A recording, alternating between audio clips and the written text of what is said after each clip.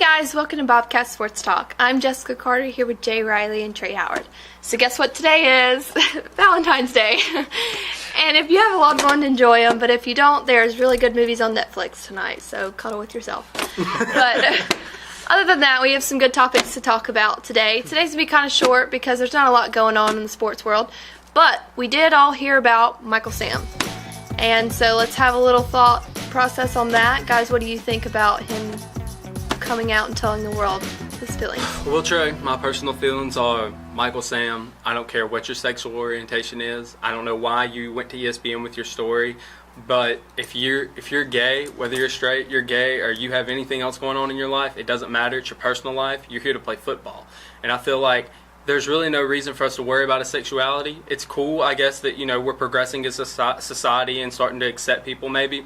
But personally, I feel like there was no reason to even talk about it because he's the first open NFL player about being gay. That's cool, but he's a great football player. Let's see what he can do on the field. And that's a perfect PC answer, but that stuff really goes out the window when you're actually in the locker room with him and you're. I'm not saying that I have any type of feeling about him. I hadn't put it out there first, but when these football players are in the locker room and they're walking around, without clothes on, and they're taking showers and stuff together, that does run through their minds. And I think it's perfectly fine for him to come out and say, his sexual orientation, he's gay, whatever. But it's also fine for these football players to say, look, I'm not comfortable with that. Or I wouldn't like to be around him. I like to play with him. The goal is to win championships on the football team, and I do agree with that. If he's assigned to whatever 32 teams in the NFL, he should be widely accepted into that locker room and as a brother and trying to achieve that goal. But when you put something out there like he's gay, it does put a different spin on that. It's kind of like when the first black person to do something was it shouldn't matter, but it did. Yeah, the Jackie Robinson story. It shouldn't matter right. Whether you're straight, gay, whether you're black, white, or indifferent. Right. It shouldn't matter, but it does to some extent, and it's fine with him coming out. And I also don't have a problem with players stating how they actually feel instead of saying, oh, it's fine, and then behind doors actually not liking it. Well, to add to that note, before we move on, I'd like to say that I feel like the GMs, because they're old school, a lot of the GMs are in their 60s, 70s, and they grew up in a different era. I feel like it may drop his draft stock. I'm not sure if he does really good at the combine. We might see a totally different result. I would say if he were like a top 10 draft pick, like a Jadeveon Clowney, it wouldn't hurt him a bit because he helps the team more than it hurts him. But since he's already projected to be in the third or fourth round, he might slip a little bit more just because, they might say, well, I can find this other defensive end that can play well and he's straight, I think that does run through his mind a little bit. He might slip a little bit, but it only takes one. As they always say, it only takes one to take a chance on him. And I hope he doesn't slip too far just because of that. Right. I definitely believe to each their own, so more than happy that he did come out and everything, but I just wish it was under different circumstances because everyone that he works with is just so, I think, against that, so I think he's going to have a really hard time. I feel sorry for him. I wish he kind of could have waited longer and kept it to himself. If he comes out and gets 13, 14 sacks, the gate thing's going to go out the window. Yeah. Right. But, yeah, maybe you can override that like that. But anyways, let's move on and talk about the All-Star game this weekend. What's your thoughts on that? Well, I think it was a good choice for them to replace Kobe with James Harden. I think that was a really good choice. James Harden's turned out, the last couple of years he's really showed his business and showed that he's a really good player. I like that replacement, and I think I like the lineup for the All-Star team this year. I like seeing Steph Curry on the roster on the West. I think the West lineup is great, and I think the East is too.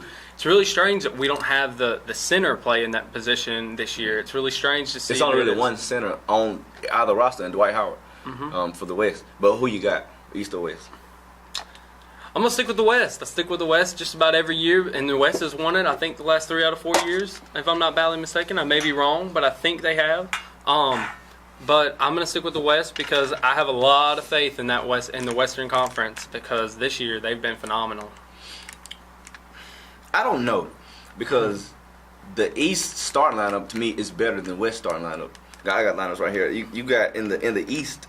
You've got LeBron, and you got Dwayne Wade, and Kyrie Irving is a newcomer. You got Carmelo Anthony and Paul George. I think that 5 is better than the West 5. But I think the West's bench is better than the East's bench.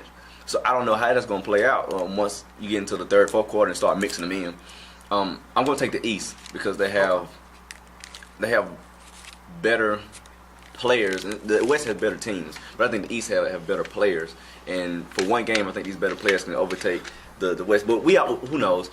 It's just the exhibition game. They're Right. out there to have fun. It's not like they're really having anything to play for. But I think the East, if they do come down to the fourth quarter, like they had in the past couple of years, where it's actually been a tough game to come by, I think the East is going to pull out. But I like to see the whole All-Star festivities, the whole weekend. I love from the celebrity game that's going to come on tonight, the celebrity game to the dunk contest and three-point contest and to the actual game. So I'm actually excited about this weekend. Well, tonight Kevin Hart's going to try to get a 3-time MVP. It shouldn't be a 3-time MVP because his first one. Okay, I understand the first one, but the second one, I think he didn't even have like six points.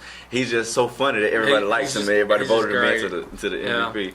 But I choose the West because of their team chemistry. I think that those players will play together better than a Carmelo and a LeBron. I just think the team chemistry on the West is going to work better.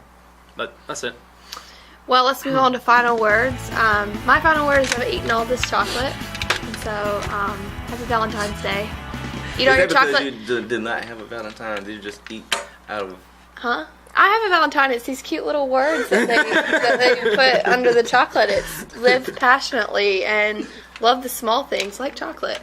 So that's my final word. You should definitely go get Dove because they're really good. And then, so what's your final words?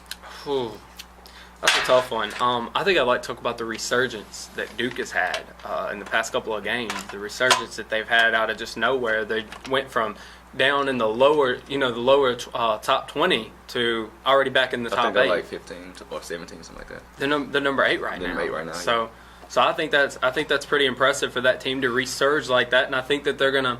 I don't want to say that they'll make it to the Final Four, but right now I've got high hopes that they'll end up in the Elite 8. Why do you think they've come back so quickly and so strong?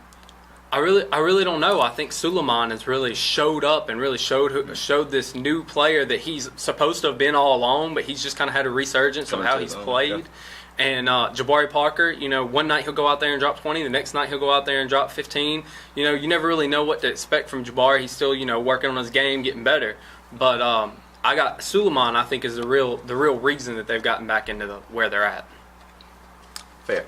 My final word, since I think it's been established that I'm the only one here with an actual Valentine, I think I can take this. That is not. I'm leaving. I have a Valentine to go see. I have a Valentine. It's myself and Netflix. That's quite good enough. And he left his phone, so I'm going to sell that and buy me some more Netflix movies. Thank you for joining us on Bobcat Sports Talk. We'll see you next week. Y'all have a good one.